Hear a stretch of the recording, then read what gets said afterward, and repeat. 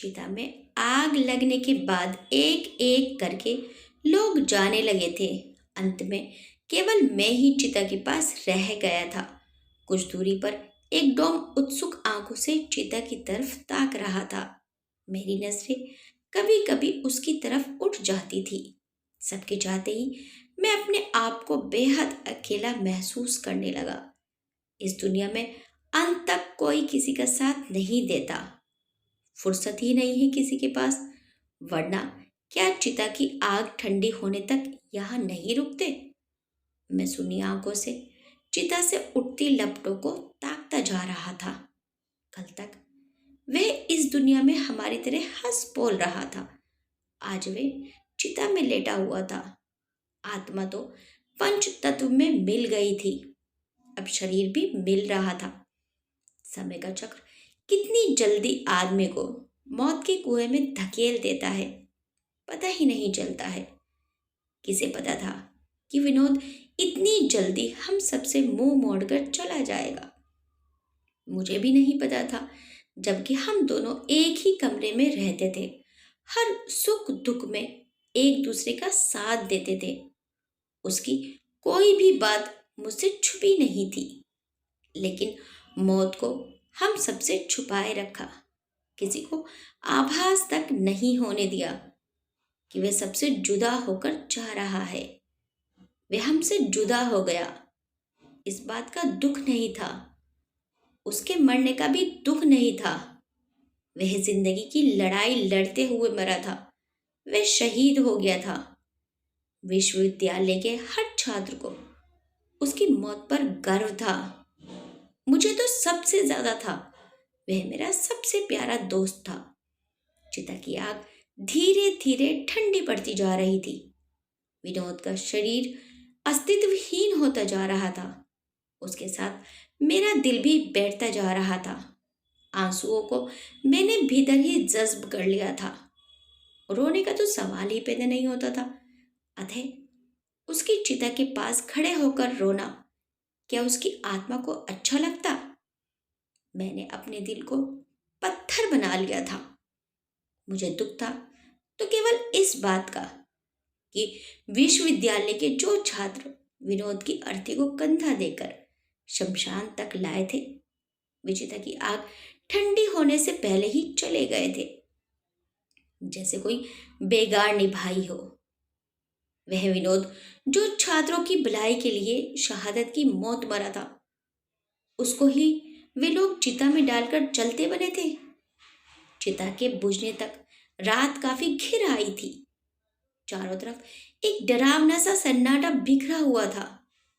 वह डोम भी न जाने कब उठकर चला गया था। विनोद की गर्म राख को मैंने हौले से छुआ, हाथ में लेकर उसे माथे से लगाया, जैसे उसे अंतिम सलामी दी हो, और फिर बोझल कदमों से शहर की ओर लौट पड़ा। सड़कें वीरान थी। कभी कभी कोई कुत्ता भौंककर वातावरण का सन्नाटा तोड़ देता था। हॉस्टल तक पहुंचते पहुंचते मुझे 1.5 घंटा लग गया। कमरा खोलकर मैं अंदर घुसा। बत्ती जलाते समय लगा जैसे विनोद अपने बिस्तर पर लेटा हुआ था। परंतु नहीं, यह केवल मेरा भ्रम था। अब वह कभी इस कमरे में नहीं आएगा। उसके कपड़े जैसे कि तैसे हैंगर में टंगे थे। सूटकेस पलंग के नीचे पड़ा हुआ था। बुक शेल्फ में किताबें रखी हुई थी। मेज पर कुछ कॉपियां और एक खुली किताब रखी थी, जैसे विनोद का इंतजार कर रही हो। मेरे दिल में एक हुक सी उठी। विनोद की मौत के बाद मुझे न तो फुर्सत मिली थी, न ही इतना होश था कि उसकी वस्तुओं को समेट कर रख सकता। जरूरत ही क्या थी। केवल अब तो सब कुछ समेट कर रखना ही पड़ेगा। जब उनको इस्तेमाल करने वाला ही नहीं रहा, तो सब कुछ बिखरा कर रखने से फायदा क्या। किसी की मौत के बाद उसे भुला देना आसान काम नहीं होता है। विनोद के जीवन की एक एक घटना मेरी आंखों के सामने से गुजर रही थी। मैं चाह कर भी उनसे छुटकारा नहीं पा सकता था। इस कमरे में पूरे 4 साल हमने एक साथ बिताए थे। 4 साल में शायद ही कोई ऐसी रात रही हो जब हम एक दूसरे से अलग हुए हों। गर्मी की छुट्टियों की बात अलग थी, परंतु आज की रात अन्य रातों से भिन्न थी। आज विनोद इस दुनिया से उठ गया था। ऐसी हालत में मेरे लिए एक पल भी सोना कठिन लग रहा था। कैसे सो सकता हूं मैं? नींद तो शायद विनोद के साथ ही चली गई थी। उसे मैं कहाँ जाकर ढूंढूं? विनोद अन्य छात्रों से एक भिन्न किस्म का छात्र था। पढ़ाई में अव्वल तो आता ही था, दूसरे क्षेत्रों में भी उसकी बराबरी का मुश्किल से ही मिलता था। साहित्य हो या रंगमंच, राजनीति हो या समाज सेवा, हर काम में वह आगे रहता था। हालांकि राजनीति में वह इसलिए भाग नहीं लेता था कि उसे अधिकार चाहिए थे। लोगों की सेवा ही उसके लिए प्रमुख थी। जमींदार घराने का था वे। जब जितने पैसों की जरूरत होती उसके घर से आ जाते, लेकिन उन पैसों का उपयोग वह भी ज्यादातर दूसरों के ऊपर ही करता था। किसी की फीस जमा करनी है, किसी के पास कोई पुस्तक नहीं है, किसी की शर्ट फट गई है, वह हर किसी की सहायता करने में आगे रहता। पैसा खत्म हो जाने की उसे चिंता ही नहीं थी।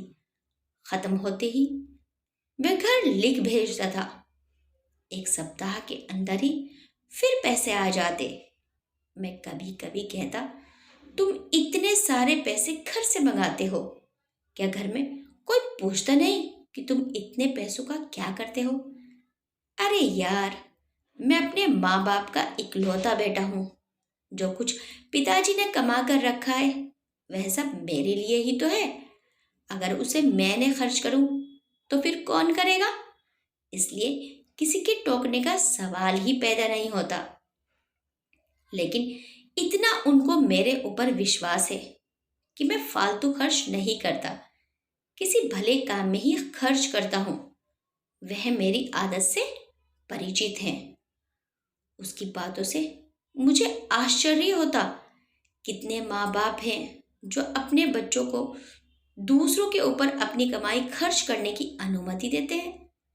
विनोद बहुत भाग्यशाली था कि उसे ऐसे माँ बाप मिले थे। विनोद का हृदय ही विशाल नहीं था, वरन उसे माँ बाप भी विशाल हृदय के मिले थे। विश्वविद्यालय के अंदर उसके कारण ही रैगिंग खत्म हो गई थी। रैगिंग करने वाले छात्र ही उसके सबसे बड़े दुश्मन थे। पहले वे शांति से ऐसे छात्रों को समझाता था, तब भी अगर बात नहीं बनती तो मार पीट पर उतारू हो जाता। वह अपनी तरफ से पहल नहीं करता था। बदमाश छात्र ही पहला वार करते थे। उसे भी जवाबी कार्रवाई करनी पड़ती थी। कई छात्रों की उसने पिटाई भी की थी। इस तरह उसके कई दुश्मन बन गए थे, परंतु वह परवाह न करता। शायद यही लापरवाही उसकी मौत का कारण बनी। कभी कभी मैं उसको समझाने का प्रयास करता, उसे रोकता। विनोद, तुम अपने माँ बाप की इकलौती संतान हो। उन्होंने तुम्हें यहाँ पढ़ने के लिए भेजा है। मन लगाकर पढ़ाई करो। बेकार के झंझटों में क्यों अपने आप को फंसाते हो? किसी की सहायता करना अलग बात है, लेकिन दूसरों के लिए गुंडे बदमाशों से लड़ाई झगड़ा करना क्या यह ठीक बात है? आज तुम यहाँ हो, इसलिए बदमाश छात्रों को सबक सिखा सकते हो ताकि वे किसी छात्रा से छेड़छाड़ न करें। परंतु कब तक? कल तुम्हें पढ़ाई खत्म करके नौकरी करनी है या फिर घर जाकर पैतृक संपत्ति की देखभाल करोगे? तुम्हारे के जाने के बाद तो फिर सब कुछ पहले की तरह ही चलने लगेगा। विश्वविद्यालय प्रांगण में लड़कियों से छेड़छाड़ होगी, उन पर गंदे फिक्रे कसे जाएंगे, उनकी इज्जत को लूटा जाता रहेगा। यह सब शाश्वत सत्य है जिसको पूरी तरह मिटा पाना मुश्किल है। ऐसी घटनाएं कल भी होती थी, आज भी हो रही है और कल भी होती रहेंगी। तो फिर तुम क्यों जानबूझकर अपने आप को मुश्किलों में फंसाते हो? विनोद बड़े गौर से मेरी बातें सुनता रहा। मैंने समझा कि मेरी बातों का उस पर असर हो रहा है, परंतु ऐसी बात नहीं थी। मेरी बात खत्म होते ही वह अपनी विशिष्ट शी में मुस्कुराया जिसमें दुनिया भर की मिठास भरी हुई थी। फिर डांटने के स्वर में बोला, अबे उल्लू, दिमाग तो तेरे पास है लेकिन दुनिया से लड़ने का साहस नहीं। आखिर लाला है ने जिंदगी भर कलम घिसने के सिवा और तुमने जाना ही क्या है। देख बे, मैं राजपूत हूँ और राजपूत का धर्म होता है लड़ाई करना, जुल्म और अन्याय के विरुद्ध लड़ाई करना। इस धर्म के नाते ही जो मेरा कर्तव्य बनता है उसे मैं निभा रहा हूँ। तो उपदेश चाहे जितना दे दे, लेकिन जो कुछ मैं करता हूँ उसे गलत नहीं समझता। जिस दिन मैं समझूंगा कि मुझसे गलती हुई है, उस दिन मेरा विनाश निश्चित है। उस दिन तेरा दोस्त नहीं रहूंगा, समझे। बात करते करते विनोद की आवाज भावुक हो गई। पता नहीं किस मिट्टी का बना था वह, ऊपर से सख्त, पत्थर की तरह कठोर, चट्टान की तरह अडिग, परंतु अंदर से वे एक भोला भाला भावुक इंसान था जो सामान्य आदमी की तरह दुखी होता था और खुशी महसूस करता था। उसके बाद मेरे पास उसको समझाने का साहस नहीं बचता था। मैं चुप हो जाता था, परंतु ज्यादा समय तक नहीं। एक दो दिन बाद उसे समझाने का दुस्साहस फिर कर बैठता, जिसका परिणाम पहले की ही तरह ही होता था। हमारे बीच कभी कभी झड़पें भी हो जाती थी, एक दूसरे से न बोलने की कस्में खाते, परंतु इस सब से उसके व्यवहार में कोई फर्क नहीं पड़ता था। मेरे नाराज होने के बावजूद मुझसे बात करता और हार कर मुझे उसकी बात का जवाब देना ही पड़ता था। फिर एक ऐसी घटना घटी जिसने उसके जीवन का निर्णय कर दिया। भूगोल विभाग की एक छात्रा को कुछ छात्रों ने छेड़ दिया। वह छात्रा अपने क्लासरूम की तरफ जा रही थी। गैलरी में कुछ छात्र खड़े थे। छात्रा जैसे ही उनके करीब पहुंची, एक छात्र ने उसका हाथ पकड़ लिया, दूसरे ने उसके गालों को छुआ और तीसरे ने तो हद ही कर दी, उसने छात्रा को ही पकड़ लिया।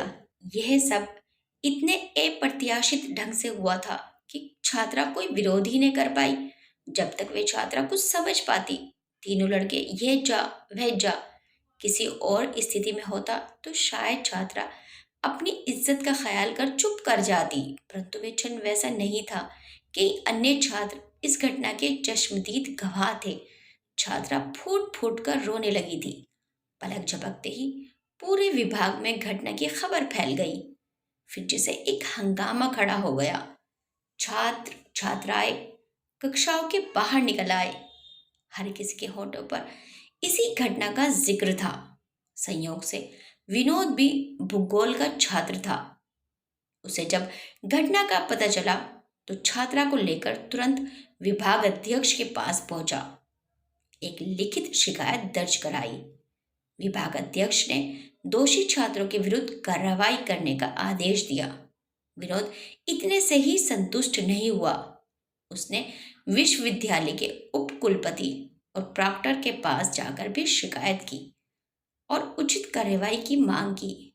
विनोद हिंसा पर विश्वास नहीं करता था, लेकिन जब सीधी उंगली से घी नहीं निकलता था तो वह मारपीट और तोड़ फोड़ का रास्ता अपनाता था।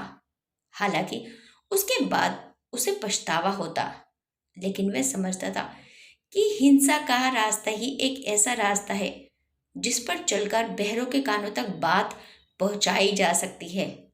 लेकिन इस मामले में विनोद कुछ नहीं कर पाया।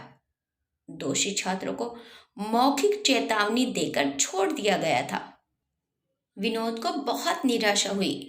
चेतावनी से उन छात्रों पर क्या असर पड़ने वाला था, लेकिन उस छात्रा पर जो प्रभाव पड़ा था वे क्या जीवन पर्यंत दूर हो सकता था? कभी नहीं। विनोद चाहता था कि उन छात्रों को ऐसा सबक मिले कि फिर कभी वे किसी लड़की की तरफ नजर उठाकर न देखें, परंतु उसका सोचा नहीं हो सका। छात्र संघ के अध्यक्ष और सचिव के पास जाकर भी उसने मामले को उठाया, परंतु कुछ नहीं हुआ। विनोद का साथ देने वाले गिने चुने दो ही छात्र थे। नक्कार खाने में तूती की आवाज कौन सुनता? यहाँ तो सभी के दामन में दाग लगे थे। इस घटना में विनोद दोषी छात्रों को सजा नहीं दिलवा सका। इससे उसका दिल टूट गया। पहले कभी ऐसा नहीं हुआ था। विश्वविद्यालय के 50% से अधिक छात्र उसका साथ देते थे, परंतु इस बार उल्टा हुआ। कोई भी उसका साथ देने के लिए सामने नहीं आया। विनोद फिल्मी हीरो नहीं था। अकेले कितने लोगों से वे लड़ता। दोषी छात्रों को पर्याप्त सजा क्यों नहीं मिली? इसका कारण भी बाद में पता चल गया था। वे छात्र शहर के धनाढ्य व्यापारियों के बेटे थे। उनकी पहुंच मंत्रियों तक थी। यही नहीं, वे जाने माने गुंडे भी थे। सभी उनसे डरते थे। उनके विरुद्ध आवाज उठाकर कौन अपनी जान जोखिम में डालता। इस हार को विनोद ने व्यक्तिगत हार के रूप में ले लिया, मगर वे कुछ कर भी नहीं सकता था। दिल ही दिल में घुट रहा था। मैंने उसे इतना उदास और हताश कभी नहीं देखा था। मैं उसे तसल्ली देना चाहता था, परंतु मेरे पास बोलने के लिए शब्द नहीं थे। शब्द होते तो भी शायद मेरा साथ न देते। सभी ने सोचा था कि मामला यहीं पर खत्म हो गया है, परंतु आगे की घटनाओं की तरफ किसी का ध्यान ही नहीं गया था। कल ही की तो बात है, विनोद विश्वविद्यालय से लौट रहा था। सड़क पर आकर देखा कि वही तीनों छात्र पान की दुकान पर खड़े हैं। वे सब विनोद की तरफ ही देख रहे थे। विनोद ने एक नज़र उन पर डाली और फिर अपने रास्ते पर चल पड़ा। विनोद साहब, जरा सुनिए तो सही। अपने दोस्तों से क्या इतनी जल्दी मुंह मोड़कर चल देते हैं? उसके कानों में एक लड़की की आवाज़ पड़ी। उसके कदम रुक गए। मुड़कर देखा, वह तीनों व्यंग से उसे देखकर मुस्कुरा रहे थे। आपने मुझसे कुछ कहा? विनोद ने यथासंभव अपनी आवाज़ को संयत रखा। इस समय वह लड़ने के मूड में नहीं था। वह तीन थे और वह अकेला। चाहता तो भी उनका मुकाबला नहीं कर सकता था। आओ यार, हमारी तुम्हारी क्या दुश्मनी। एक ही विश्वविद्यालय में पढ़ते हैं, 2 दिन बाद अलग हो जाएंगे। कल कौन कहाँ होगा क्या पता, फिर आपस में लड़ने झगड़ने से क्या फायदा। दूसरे छात्र ने आवाज में चाशनी घोलते हुए कहा। विनोद चकित रह गया। उसे उस बदमाश छात्रों से ऐसे व्यवहार की आशा नहीं थी। उसने संशय भरी नजरों से उन तीनों को बारी बारी देखा। उनके चेहरे पर मित्रता के भाव थे। क्या पता ये उनका अभिनय हो। अगर ऐसा था तो वे अभिनय अच्छा कर लेते थे। विनोद की हृदय से एक आवाज आई, हंसते दुश्मन का कभी विश्वास नहीं करना चाहिए। हाँ भाई, तभी तीसरा लड़का बोला।